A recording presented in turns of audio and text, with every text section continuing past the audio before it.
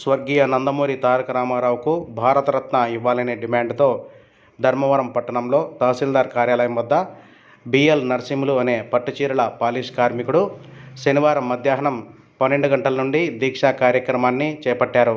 సంకల్ప మండల దీక్ష పేరుతో ఆయన ఈ కార్యక్రమం నిర్వహిస్తున్నారు.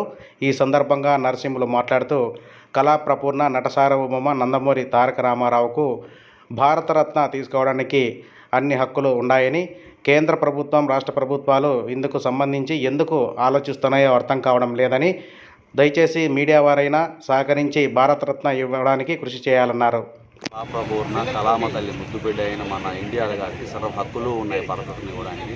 అయినా కూడా కేంద్రం ఇవ్వకుండా మీనమేషాలు ఎక్కిస్తుంది. ఎందుకు ఎక్కిస్తుంది అర్థం కావడం లేదు. ప్రభుత్వాలు ఒత్తిడి తేవాలని, తెలుగు ఎంపీలందరూ ఈ పార్లమెంటులో బలంగా పోరాడాలని కోరుకుంటున్నాను. మీడియా ద్వారా మన ధర్మాల నుంచి ఢిల్లీ వరకు వినపడాలని మీడియా వారు కోరుతున్నాను.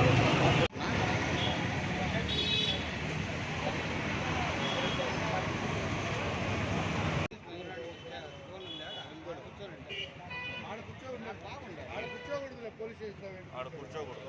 పోలీసు దగ్గర ఉంటారు. రెవెన్యూ ఆఫీస్ ముందర ఎవరైనా కూర్చోవాలి.